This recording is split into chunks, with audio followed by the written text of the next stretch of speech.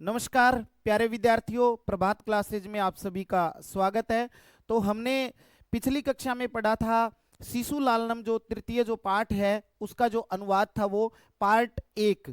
अभी हम उसी का आगे का जो भाग है वो पार्ट 2 के अंदर पढ़ेंगे। आगे लव है, वो कहते हैं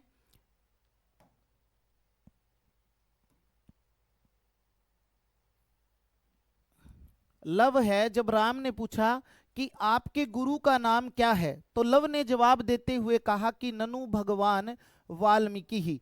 ननु ननु का अर्थ होता है निश्चित ही, भगवान वाल्मीकि। तो उन्होंने कहा कि भगवान वाल्मीकि है वो हमारे क्या है, गुरु है। फिर आगे राम कहते हैं केन संबंधेन, कहा कि किस संबंध से आपके गुरु है, यानी गुरु होने का कारण क्या है। फिर जवाब देते हुए लव कहते हैं कि उपनयनोपदेशेन, कि उपनयन संस्कार के कारण वो हमारे गुरु है। देखिए, उपनयन की जब बात आती है तो उपनयन जो संस्कार होता है, हमारे भारतीय संस्कृति में कुल 16 संस्कार होते हैं। उनमें से जो 10वां जो संस्कार होता है उसको बोलते हैं उपनयन संस्कार। वो किस लिए होता है? जब बच्चा पुराने समय में जब बच्चे को पढ़ने के लिए भेजते थे, तो पुराने समय में गुरु से दीक्षा जब ली जाती थी तो सबसे पहले बच्चा जब गुरुकुल में प्रवेश लेता था तो उसको जनेऊ इत्यादि डाल करके और उसको प्रवेश दिया जाता था, और उसी संस्कार को बोला जाता था उपनयन संस्कार। तो लव कहते हैं राम से कि उपनयन संस्कार के कारण है, उपनयन संस्कार के कारण हमारा उनसे भगवान वाल्मीकि से क्या है, संबंध है। आगे देखते हैं। आगे फिर राम कहते हैं, राम है अहम अत्र भवतो हो जनकम नाम तो वेदितुम इच्छामि। अब जो राम है वो कह रहे हैं कि मैं यहाँ पर आपके जनकम, जनकम का अर्थ होता है पिता, कि मैं आपके पिता का नाम जानना चाहता हूं। वैसे तो उनको पता है, लेकिन फिर भी वो बच्चों से पूछ रहे हैं कि मैं आपके पिता का नाम जानना चाहता हूं। फिर आगे लव कहते हैं न ही जानाम्य अस्य नाम ध्येयम। देखो, उनके नाम को मैं नहीं जानता हूं। लव ने जवाब दिया कि मैं उनके नाम को नहीं जानता हूं। अब फिर आगे क्या कहते हैं, न कश्चिद अस्मिन तपोवने तस्य नाम व्यवहरति। देखो, न नहीं कश्चिद कोई भी, अस्मिन इस तपोवने, इस तपोवन में, यानी इस तपोवन में कोई भी, कश्चिद कोई भी, तस्य उनके नाम, नाम का, व्यवहरति व्यवहार करता है, और न ही कोई इस तपोवन में उनका नाम लेता है, उनके नाम का व्यवहार करता है। आगे देखेंगे, राम है वो कहते हैं अहो महात्म्यम, कहा कि अरे ये तो बड़े आश्चर्य की बात है। महात्म्यम का मतलब होता है कि आश्चर्य की बात, की ये तो बड़ी आश्चर्य की बात है कि उनका कोई नाम नहीं लेता है। फिर आगे देखेंगे कुश कहते हैं जानाम्य अहम तस्य नाम ध्येयम। अब देखो, लव ने तो जवाब देते हुए अपने पिता को कहा कि मैं उनका नाम नहीं जानता हूं, और ना ही उनका जो नाम है कोई इस तपोवन में लेता है। यानी वो एक भगवान का रूप थे, आदर्श थे, बड़े थे, इसलिए लोग उनका नाम वैसे लेते नहीं थे, यानी उनके नाम से उनको पुकारते नहीं थे। फिर कुछ ने जवाब दिया, क्यों दोनों बालक एक साथ ही खड़े थे, तो कुछ जवाब देते हुए कहते हैं कि जानाम्य अहम तस्य नाम ध्येयम, कि मैं उनके नाम को जानता हूं। आगे देखेंगे, कुछ ने कहा कि मैं उनके नाम को जानता हूं। फिर राम क्या कहते हैं, राम कहते हैं कथ्यताम, कथ्यताम अर्थात कहो, बताओ कि उनका जो नाम है वो क्या है। राम ने कहा कि उनका नाम बताओ क्या है। कुछ कहते हैं निर्नुक्रोशो नाम, निर्नुक्रोशो का अर्थ होता है निर्दयी, यानी जो दया नहीं करता हो, निर्दयी। अब निर्दयी नाम है, निर्नुक्रोशो का अर्थ होता है निर्दयी, कि उनका जो नाम है वो निर्दयी है। तो राम कहते हैं वयस्य अपूर्वम खलु नाम ध्येयम। वयस्य शब्द लिया है विदूषक के लिए, कि हे मित्र अपूर्वम, बड़ा ही विचित्र, बड़ा ही अलग, अनोखा, अनोखा भी कह सकते हैं इसको, और अपूर्वम का अर्थ होता है विचित्र। खलु निश्चित ही नाम ध्येयम नाम है, कहा कि ये है ना कि हे मित्र, निश्चित ही अनोखा नाम है, अर्थात सबसे अलग या फिर अद्भुत नाम है। फिर विदूषक सोचकर, थोड़ा सोचते हैं, विचिंत्य यानी विचार करके या फिर सोच करके, क्या कहते हैं, एवं तावत पृछामि निर्नुक्रोश इति कह एव भणति। देखो विदूषक है वो थोड़ा सोचते हैं और सोच करके कहते हैं एवं तावत पृछामि, मैं ऐसा पूछना चाहता हूं। क्या पूछना चाहता हूं, निर्नुक्रोश इति कै एवं भणति, कि निर्नुक्रोश के नाम से यानी निर्दयी के नाम से उनको कह कौन एवं भणति, ऐसा भणति का अर्थ होता है बुलाता है, यानी कौन उनको पुकारता है। क्या कि निर्नुक्रोशों के नाम से यानी निर्दयी के नाम से उनको कौन बुलाता है या फिर पुकारता है। आगे देखेंगे कुश, कुछ कहते हैं अम्बा, कि मेरी जो अम्बा है, अर्थात अम्बा का अर्थ होता है, अम्बा कहते हैं संस्कृत में माँ को, तो मेरी जो माता है वो उनको किस नाम से बुलाती है, निर्दयी, यानी इस नाम से उनको पुकारती है। फिर विदूषक कहते हैं किम, विदूषक कहते हैं किम कुपिता एव भणति उत प्रकृतिस्था। अब देखो कहा किम, क्या, कुपिता क्रोधित होकर के, एवं ऐसा भणति बोलती है, उत या फिर प्रकृति स्था, प्रकृति स्था का अर्थ होता है स्वाभाविक रूप से। भाई ऐसा स्वाभाविक है क्या उनको, भाई जो आपकी माँ है वो उनको निर्दयी नाम से पुकारती है। कुछ ने ये जवाब दिया कि अम्बा हमारी जो माँ है वो राम को निर्दयी कहती है। तो विदूषक कहते हैं क्या वह क्रोधित होकर के ऐसा बोलती है या फिर स्वाभाविक रूप से ही ऐसा बोलती है। कुछ कहते हैं यद्य आवयोर बाल भाव जनितम किंचित अविनयम पश्यति तदा एवं अधिक्षिपति निर्नुक्रोशस्य पुत्रौ मां चापलम इति। देखो क्या कहते हैं, कुछ जवाब देते हुए कुछ है वो कहते हैं कि यद्य आवयो, जब वह, यदि जब वह हम दोनों का, आवयो हम दोनों का, बाल भाव जनितम, जब वह हमारे बाल भाव के कारण, जनितम का अर्थ होता है उत्पन्न, किंचित अविनयम पश्यति, कुछ अविनय यानी कुछ ऐसी शरारत पश्यति देखती है, तदा तब एवं अधिक्षिपति तब ऐसा कहती है, निर्नुक्रोशस्य पुत्रौ मां चापलम इति, कहा कि अरे निर्दयी के पुत्रों चपलता मत करो, शरारत मत करो। ऐसा कहती है कि जब वह हमारे बाल भाव के कारण उत्पन्न कुछ अविनय को देखती है तो वह ऐसा कहती है कि अरे निर्दयी के पुत्रों चपलता मत करो, अर्थात आप शरारत मत करो, ऐसा कहती है। फिर आगे देखेंगे, आगे है कि विदूषक है वो कहते हैं, विदूषक कहते हैं कि एतयोर यदि पितुर निर्नुक्रोश इति नाम ध्येयम एतयोर जननी तेन अवमानिता निर्वासिता एतेन वचनेन दारकौ निर्भतर्ष्यति। देखो एतयोर यदि, इन दोनों को यदि पितुर निर्नुक्रोश यानी पिता का निर्दयी इति नाम ध्येयम, इन दोनों के पिता का यदि निर्दयी नाम लेती है, एतयोर जननी इन दोनों की माता, तेन अवमानिता वह उनके द्वारा अवमानिता अपमानित, निर्वासिता, निर्वासित का मतलब होता है निकाली जाने वाली यानी निकाली गई है, एतेन वचनेन दारकु, इस वचन से दारकु अपने दोनों पुत्रों को निर्भतर्ष्यति यानी ऐसा कहकर के डांटती है या फिर पुकारती है। देखो विदूषक कहते हैं यदि इन दोनों की माता इनके पिता का नाम निर्दयी लेती है तो फिर क्या है कि जो उनकी जो माँ है वो उनके पिता के द्वारा अपमानित हुई है और निर्वासित हुई है, इसलिए वो इन दोनों बालकों को या अपने पुत्रों को वो क्या ऐसा कहकर के निर्दयी के पुत्रों कहकर के पुकारती है। यदि इसकी माँ निर्दयी के पुत्रों ऐसा कहती है तो वो जो उस इन दोनों की जो माँ है वो इनके पिता के द्वारा अपमानित हुई है और निकाली गई है, इसलिए ऐसा कहती है। आगे देखेंगे हम, आगे है राम है, राम कहते हैं स्वगतम, स्वगतम यानी अपने मन में ही, अपने मन में सोचते हैं, धिंग माम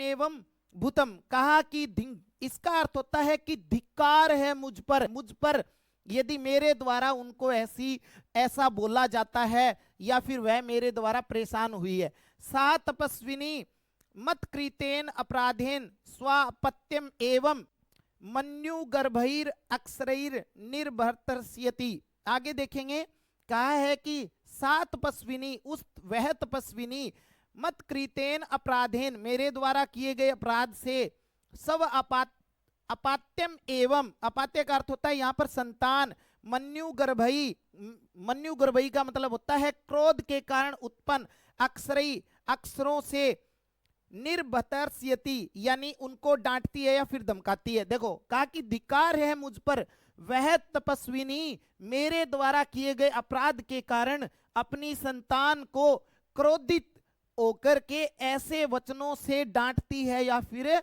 धमकाती है। का सवास्पम अवलोकयति, सवास्पम अवलोकयति यानी उनकी आंखों में क्या है, आंसू आ जाते हैं और वह अश्रुपूर्ण नेत्रों से उन दोनों बच्चों को क्या करते हैं, देखते हैं।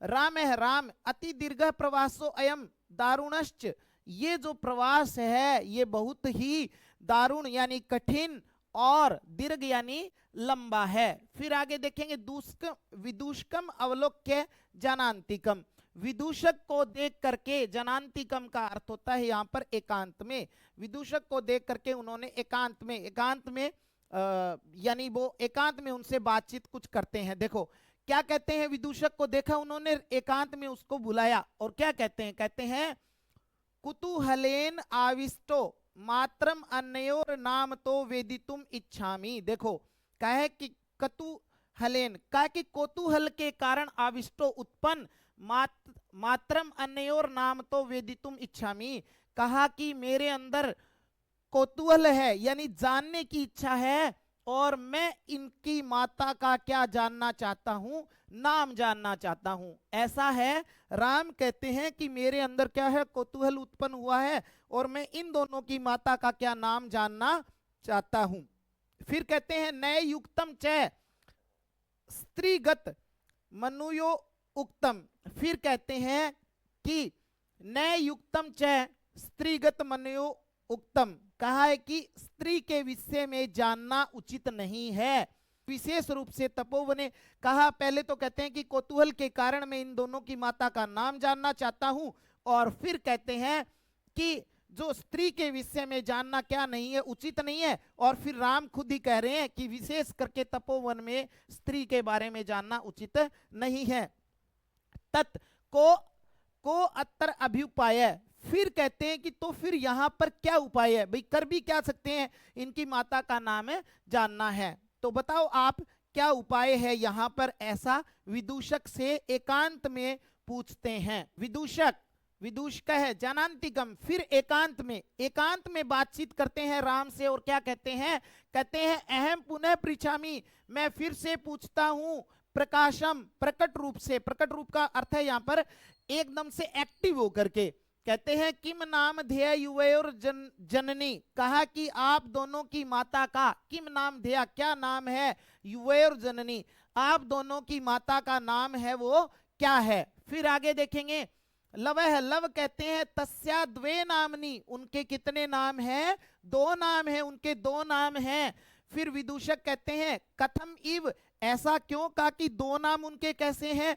अब देखो दो नाम होने का कारण उनका क्या था, तपोवन जो वासी थे ना, तपोवन में रहने वाले, वो तो उनको देवी के नाम से पुकारते थे और जो भगवान वाल्मीकि थे ना वो उनको वधु के नाम से पुकारते थे। इसलिए जवाब देते हुए लव है वो कहते हैं कि उनके हैं वो कितने नाम हैं, दो नाम हैं। तो देखेंगे आगे, विदूषक ने पूछा कि कैसे उनके दो नाम हैं, लव कहते हैं तपोवन वासिनो देवीति नामना आहवयंती, कहा कि तपोवन के जो निवासी है वो उनको देवी के नाम से पुकारते हैं। आगे देखेंगे भगवान वाल्मीकि वधुर इति, जो भगवान वाल्मीकि है वो उनको वधु के नाम से जानते हैं, यानी भगवान वाल्मीकि उनको वधु के नाम से जानते हैं और तपोवन के जो निवासी है वो देवी के नाम से। राम है, राम कहते हैं अपि च इतस्तावद वयस्य, कि हे मित्र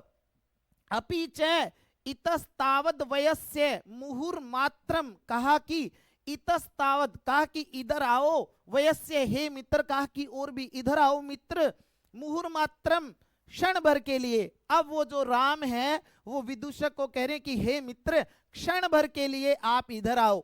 ठीक है, आगे देखो नाटक में फिर क्या आता है, आगे विदूषक है उपसरित्य। जब ऐसा राम ने कहा कि हे मित्र क्षण भर के लिए इधर आओ, तो राम ने जब ऐसा कहा तो जो विदूषक होते हैं ना, वो विदूषक उपसरित्य, उपसरित्य का अर्थ होता है पास जाकर के, पास जाकर के उन्होंने कहा कि आज्ञा पहेतु भवान, आज्ञा दीजिए आप, कि आप आज्ञा दीजिए कि क्या आदेश है। पास जाकर के जब उन्होंने बुलाया, राम है, राम कहते हैं अपि कुमार कुमारयोर नयोर अस्माकम च सर्वता समरूपः कुटुंब वृतांत है।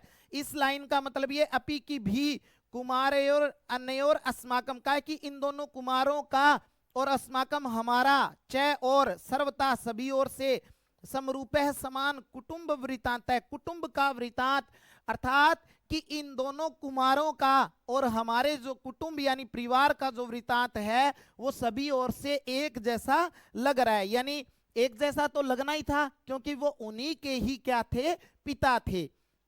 नेपथ्य यानी पर्दे में से आवाज आती है, क्या आवाज आती, इयति वेला संजाता, इतना समय हो गया है।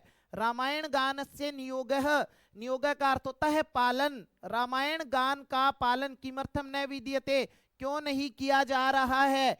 उभौ दोनों कहते हैं राजन की हे राजन, उपाध्याय दूतो अस्मान त्वरति, उपाध्याय का जो दूत है यानी गुरु का कोई भेजा हुआ व्यक्ति था उसको कह रहे हैं उपाध्याय का जो दूत है वो हमें जल्दी करा रहा है। फिर आगे राम कहते हैं कि ठीक है आपके उपाध्याय का दूत जल्दी करवा रहा है। तो आगे मया अपि सम्माननीय एवं मुनि नियोग है, कहा कि मेरे लिए भी मुनि का जो आदेश है ना वो क्या है, सम्मान योग्य है, मुनि के आदेश का पालन करना मेरे लिए भी सम्मान के योग्य है। तथा ही फिर वो क्या कहते हैं, कहते हैं आगे तथा ही एक श्लोक बोलते हैं, क्या बोलते हैं, देखो आपको पता है कि जो रामायण जो लिखी थी वो भगवान वाल्मीकि ने लिखी थी, और उनके बारे में ही अब राम क्या कहते हैं,